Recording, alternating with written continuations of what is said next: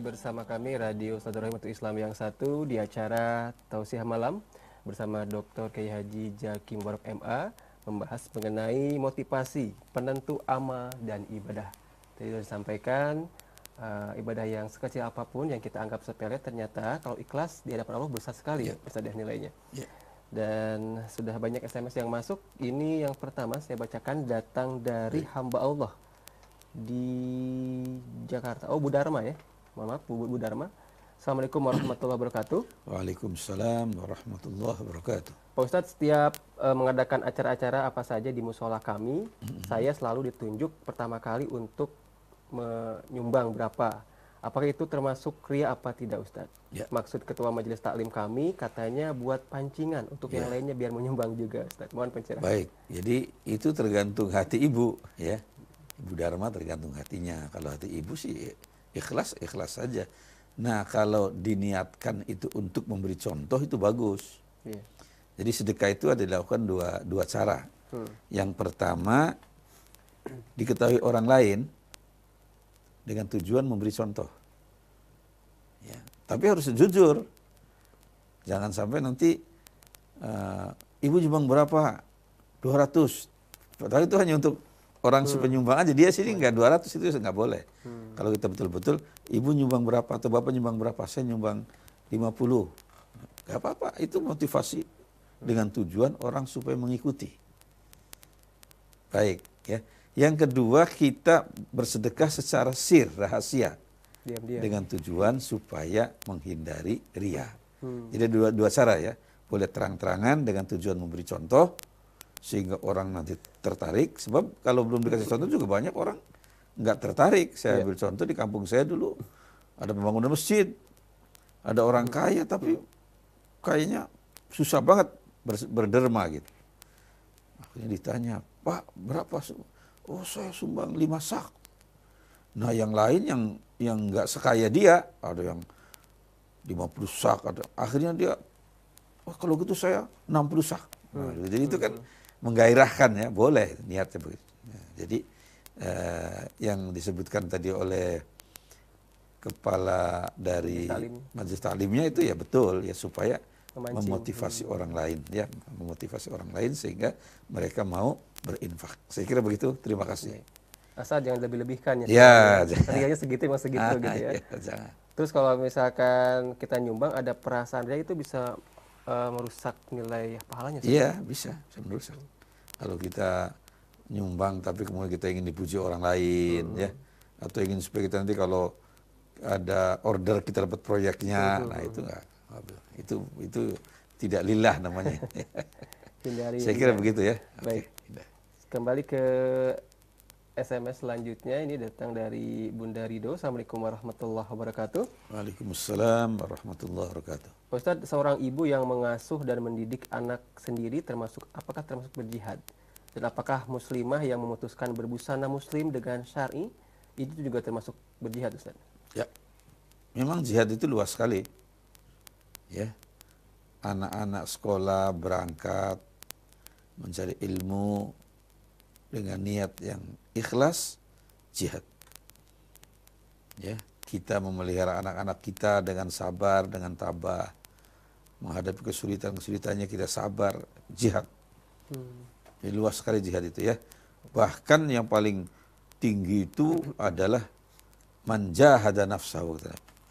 Orang yang berjihad melawan hawa nafsu itu paling berat. Kalau jihad perang itu enggak lama. Ya. Perang besar itu enggak lama. 10 hari, 15 hari, apalagi sekarang ya. Tapi kalau jihad melawan hawa nafsu selama umur kita. Sampai paling hayat berat itu ya. Jadi itu afdalul jihad man jahada nafsah. Jihad yang paling utama adalah orang yang berjihad memerangi hawa nafsunya sendiri. Ya. Gitu. Saya kira demikian. Terima kasih. Berarti Bu Rido ini termasuk berjihad juga ya? Ya, berjihad. Anak dan busana termasuk syar'i, termasuk berjihad. Termasuk. Ya. Baik, kembali ke WhatsApp dari hamba Allah. Assalamualaikum warahmatullahi wabarakatuh. Waalaikumsalam warahmatullahi wabarakatuh. Pak Ustadz, menjadikan sabar dan sholat sebagai penolong kita dalam segala masalah itu seperti apa bentuknya, Ustadz? Ya, yang pertama sekali sabar. Ya, kalau kita sabar, maka segala kesulitan itu bisa kita atasi dengan mulus. Jadi kalau kita nggak sabar, hancur kita. Semua yang kita jalani dalam kehidupan dunia ini perlu kesabaran. Apapun dia. Kita belajar ilmu, cari ilmu. Kalau nggak sabar nggak bisa. Ya, setiap hari harus berangkat sekolah, harus berangkat ke madrasah, harus mengaji. Kalau nggak sabar nggak dapat ilmu. Betul. Berusaha pun begitu. Kita berdagang, kita bertani, coba lihat bertani itu. Iya. Kalau nggak sabar ingin nanam terus langsung metik kan, nggak bisa, harus sekian bulan. Ya, padi aja 4 bulan itu baru bisa ngambil. Kita nanam pohon mangga berapa tahun, ya, jadi itu harus sabar. Semua kita menjadi nelayan di laut juga harus sabar semua. Jadi, nah dengan kita memperbanyak kesabaran ini maka dia menjadi penolong kita, sehingga semua kesulitan bisa kita atasi. Bahkan digambarkan dalam pepatah orang Arab itu bisobri tanalu ma turid wa yalinul lakal hadid. Dengan kesabaran engkau memperoleh apa yang kamu inginkan, cita-citamu akan sukses. Besi yang keras pun bisa menjadi lunak. Dengan kesabaran. Ya, besi kan keras itu. Dengan sabar kita panaskan, ya, jadi lunak. Dia bisa dibikin apa aja besi. Nah itu jadi yang gimana. Kemudian satu lagi, as-sabru kasibri murrun fi madzaqatihi wa awaqibuhu ahla minal asali. Kesabaran itu bagaikan siber. Kalau kita bertawali, pohon bertawali itu pahit yang luar biasa. Atau seperti jadam. Zadam. Ya, jadam. Ya, itu pahit sekali sih. Tapi akibatnya, wa awaqibuhu, akibatnya ahla minal asali. Lebih manis dari madu. Meskipun pahit, kesabaran itu hasilnya lebih manis dari madu. Nah itu gambaran. Jadi itulah yang kita sebutkan dengan kesabaran. Kemudian sholat, kita dalam menghadapi segala kesulitan itu, ya kita hadapi dengan sholat yang khusyuk. Hilang kesulitan itu. Ya, sholat yang khusyuk, ditambah sholat-sholat sunnah, insya Allah semua yang merongrong kita, ya, yang menyulitkan kita, yang macam-macam, dengan kita melaksanakan sholat, insya Allah adalah perlindungan dari Allah SWT dan dimudahkan dalam segala urusan. Demikian, terima kasih. Ya, jadi sabar itu penyelamat dan penolong Ya. kita, Ustaz. Tapi kalau sabar itu ada batasan, Ustaz? Sabar sampai sejauh mana kita bersabar menghadapi orang yang menjelmi kita? Apakah kita bersabar? Terus. Apakah diam saja? Apakah gimana? Melawan atau gimana? Terus sabar terus. Sabar terus. Jadi Ya? nggak usah pakai batas-batas. Sabar tiada Ya. akhir. Baik. Semoga terjawab. Dan kembali ke SMS selanjutnya dari Bapak Hairul Jakarta Timur, Ustaz, ini di luar tema katanya. Kalau ada orang memfitnah ulama, apakah balasannya akan diberi di akhirat atau di dunia pun sudah diperlihatkan akibat dari kejahatannya itu, Ustaz? Dunia dan akhirat.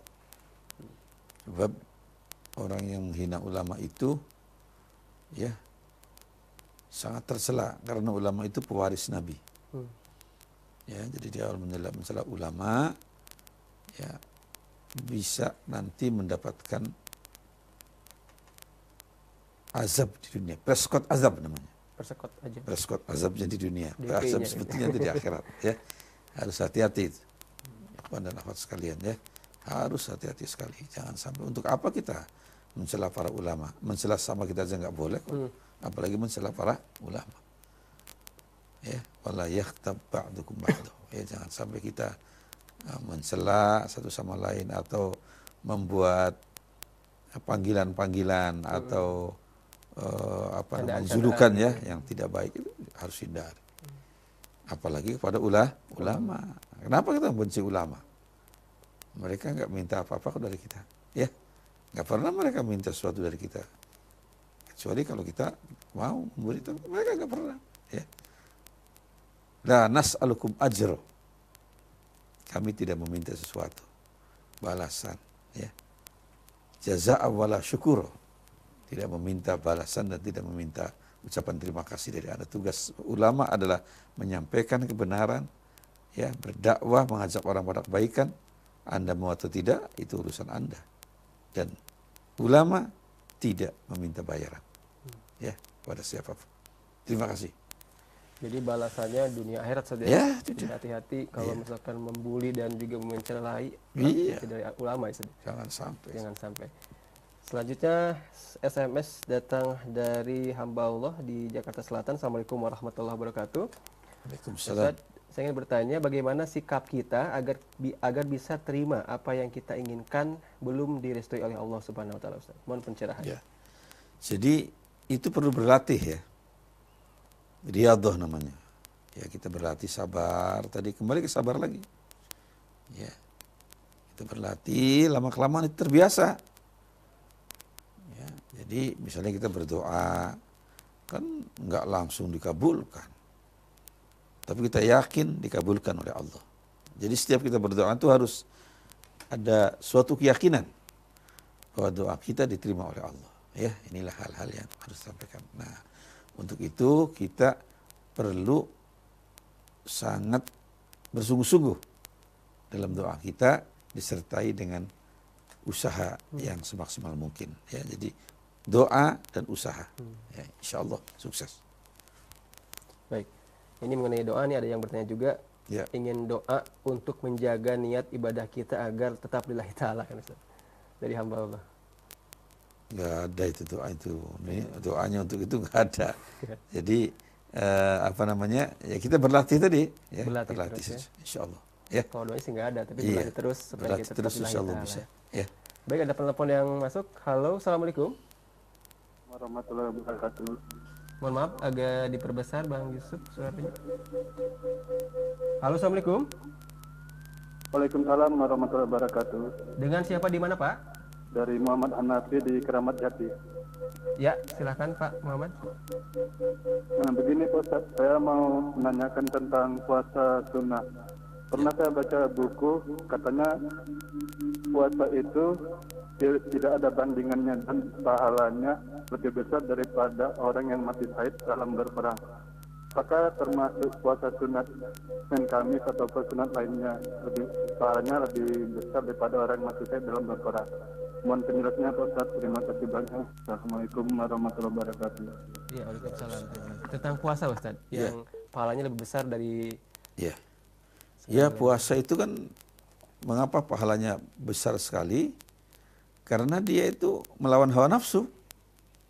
Kan jihad yang paling afdal kan tadi kan sebut melawan hawa nafsu. Jadi puasa itu melawan hawa nafsu, mematahkan hawa nafsu. Sehingga orang itu nanti menjadi orang yang sangat baik. Tidak diperbudak oleh hawa nafsunya. Banyak orang sekarang ini diperbudak hawa nafsu. betul. 3 ya hawa nafsu yang memperbudak manusia itu. Inni asy'alaikum syahwatil ghayyi fi butunikum. Orang terjerembab dalam nafsu dari dorongan perutnya. Makan berlebihan. Mana-mana dia cari makanan. Wisata kuliner terus. Terancam dia kesehatannya. Jiwanya juga akan tidak cerdas, tidak jernih itu kalau orang banyak makan. Ya. Makan itu hanya untuk kesehatan. Ya. Makan supaya bisa hidup, bukan hidup untuk makan. Itu kebalik, itu salah. Ya. Nah, jadi ini banyak orang yang menjadi budak dari perutnya. Yang kedua, wa furujikum, orang menjadi budak dari dorongan seksualnya sendiri, dari libido seksualnya. Ya, sehingga dia lakukan perbuatan-perbuatan tercela karena nafsu dari seksual. Yang ketiga, wa mudillatil hawa. Hawa nafsu. Ya, itu juga banyak orang terjerembab. Nah, inilah yang. Nah, puasa itu melatih kita untuk bisa menangani ini. Ya, sehingga kita bisa mengalahkan hawa nafsu. Maka wajar kalau puasa itu melebihi jihad peperangan ya. Nah, karena kita berlatih untuk tadi mengalahkan hawa nafsu, dan jihad yang paling besar itu kan mengalahkan hawa nafsu. Termasuk itu puasa sunnah ya. Bukan puasa wajib saja, termasuk puasa sunnah. Demikian, terima kasih. Berarti puasa sunnah dan puasa wajib juga sama-sama saja Ya, sama-sama. untuk mengendalikan Fungsinya hawa sama, nafsu, iya. fungsinya seperti itu. Baik, pertanyaan terakhir Ustaz sebelum pamit, ini dari WhatsApp di 0896 6315 sekian. Assalamualaikum warahmatullahi wabarakatuh. Waalaikumsalam warahmatullahi wabarakatuh. Pak Ustadz, apakah ada dalam Al-Quran amalan untuk rezeki dan untuk menyatukan istri yang susah diatur, Ustadz? Ayat apa yang harus dibaca, Ustadz? Itu aja itu yang Rabbana hablana min azwajina wa dzurriyyatina qurrata a'yunin waj'alna lil muttaqina imama. Itu aja. Itu kena semua itu tadi. Ya, kena semua itu. Ayat itu. Rabbana hablana, wahai Tuhan kami, berikanlah pada kami min azwajina, dari istri kami, wa dzurriyyatina, dan keturunan kami, ya, qurrata ayun, yang menyejukkan mata kami, pandangan mata kami. Jadi istri kita, anak kita semua menggembirakan, semua itu membanggakan kita, ya. Kemudian waj'alna lil muttaqina imama, jadikanlah kami, keluarga kami ini, ya, menjadi pemimpin bagi orang yang bertakwa. Itu aja deh, insyaallah masuk semua, ya. Mungkin selain doa juga ikhtiarnya seperti apa? Ya, anunya ya harus Sabar, kita beramal dengan baik, ibadahnya juga kita perbaiki, ya. Itu harus begitu. Semua kita menuju kepada ridho Allah. Ridwan Allah itu yang paling tinggi, ya. Ibadah yang paling tinggi adalah menuju ke ridwan Allah Subhanahu wa taala. Demikian, terima kasih. Baik Ustaz, mungkin kesimpulan di malam hari ini. Jadi ikhwan dan akhwat sekalian, motivasi ini sangat menentukan kualitas dari ibadah kita dan muamalah kita. Bahkan bukan cuma menentukan kualitas, bisa menjadikan amal kita terbalik-balik gitu. Iya. Ya, duniawi jadi ukhrawi, ukhrawi jadi duniawi. Jadi penting sekali, maka dalam Islam kita harus memulai segala sesuatu dengan niat yang suci. Dan niat terus dikontrol terus. Jangan sampai nanti tadi niatnya baik, sampai di jalan terpleset, itu banyak. Jangan, kita kontrol terus. Ya, saya ambil contoh, ada di zaman sahabat Nabi, orang yang berperang dengan tujuan mencari keridhaan Allah. Begitu tengah-tengah berkecamuknya peperangan, banyak harta rampasan, lalu dia mencari itu, ya, berkeliweran itu harta itu.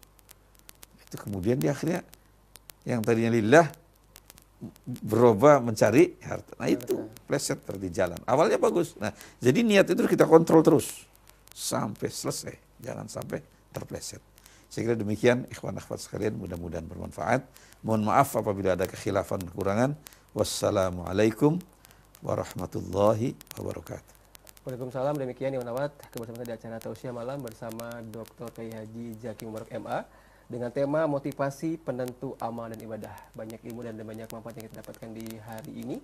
Dan terima kasih untuk Anda yang sudah bergabung, dan mohon maaf kalau misalnya ada beberapa SMS yang belum sempat disampaikan karena waktu yang sangat terbatas. Saya mohon pamit temani Kang Yusuf Bangkit, Zen, dan juga Neza pamit. Subhanakallahumma bihamdika asyhadu an la ilaha illa anta astaghfiruka wa atubu ilaik. Wassalamualaikum warahmatullahi wabarakatuh.